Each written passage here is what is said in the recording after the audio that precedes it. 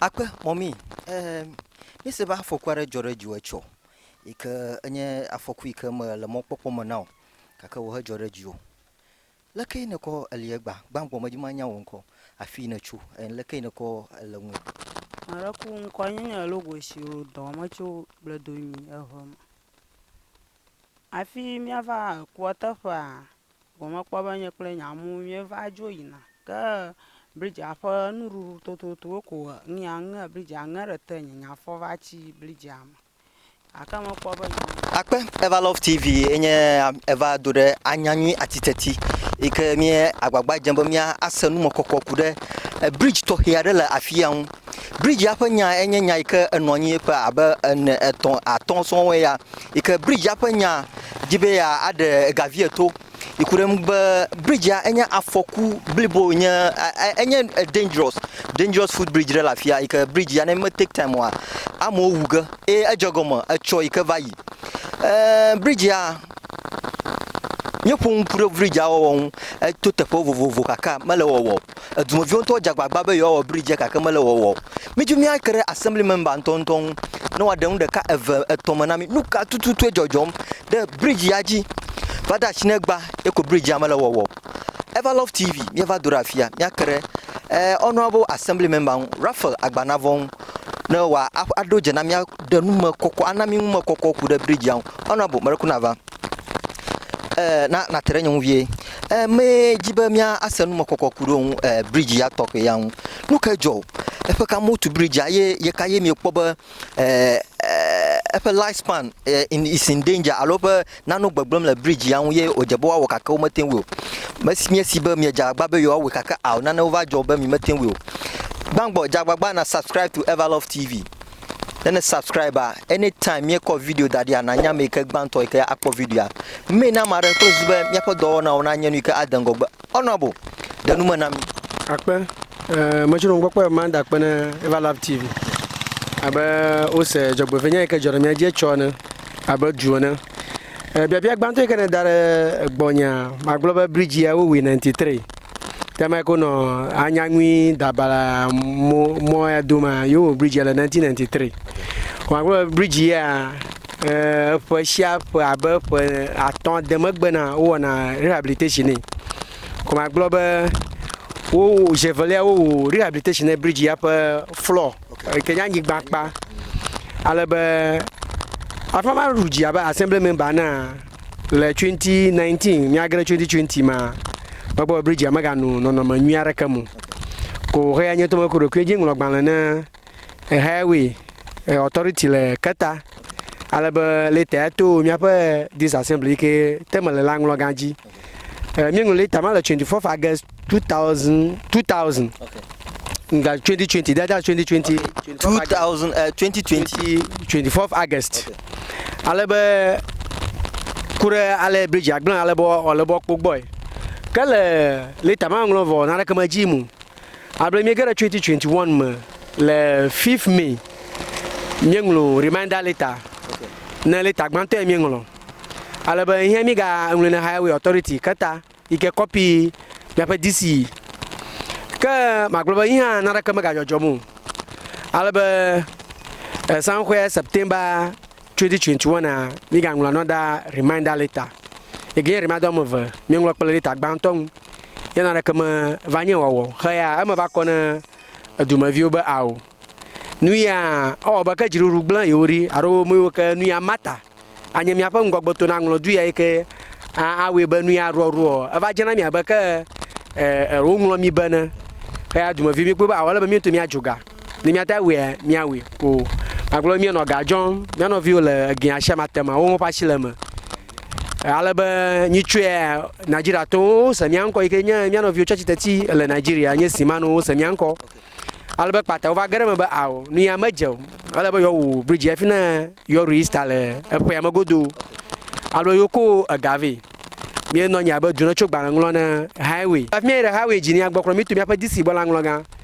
ako so de mabo susu nyare na nuya manya wo mu jobe ya we Anyanyui ha ya ye krona roji a ye to ya shida gama honorable ebo katan hosusu adama okpoba nunyare ya yiwa yo adashema kala ko jomi ma wo bridge apopopo kaka choreka amare pa fona ba chimo ma globa eme engineer gbona mi nyaba o mi te bridge oga mi kara yebo bridge mi te oga o hwe dem bia o estimate na mi o acho estimate oba ya tape voko na ya rura mi whatsapp na mi apple material ko na ya vas pa verse do na mi awodo emi jovo estimate ma va mo ma va yue ebe alebe yo ba po ahoto popo magbako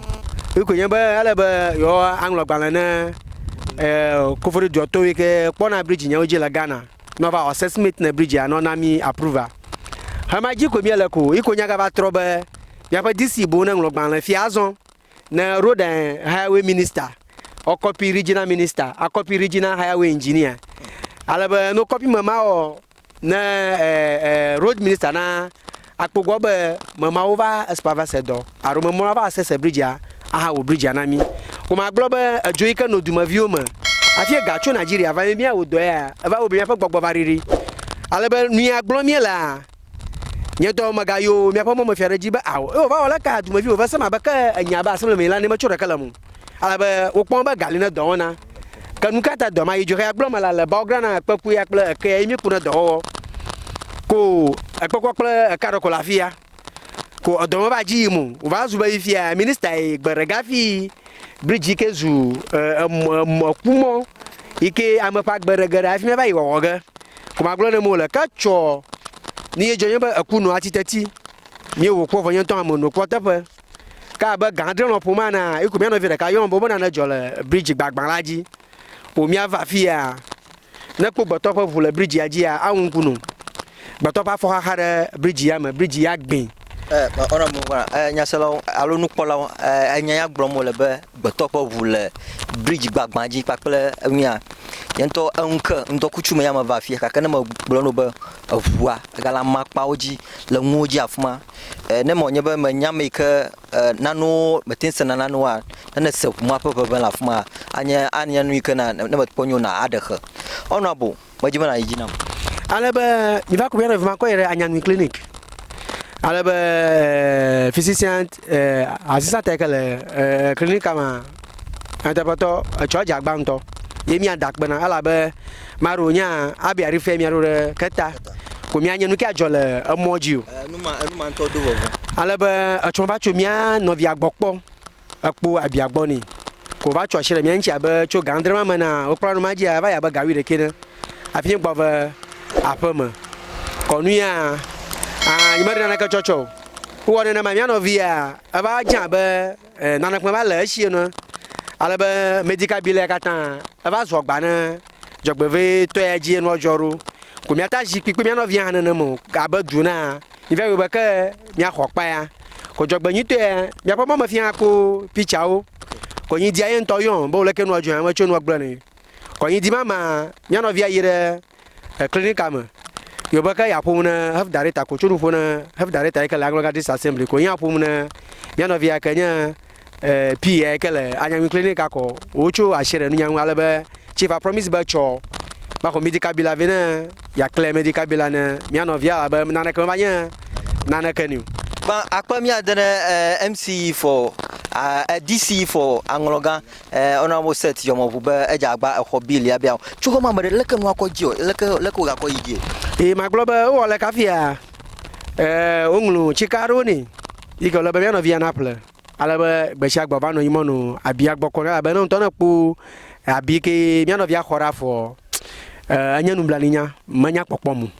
ta ma globa vi filafia o na ma ha abe re kela pema ala ba manya Attiteti ocho agbodomi ta we ba le mi agbo Attiteti afia le mi no via ka gbo plus ba mi anu pa abia kokolo pom akpo ba abia kun la ba le pa nyanu abe re kela pema bla via so ya ba pa dan ko na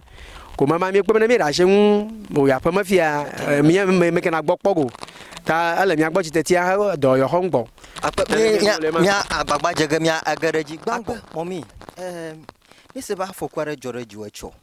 ike enye afoku ike mo le mo popo mo now kaka wo ha joreji o leke ne ko aliegba gbangbo majima nya wonko afi na chu leke ne ko le mo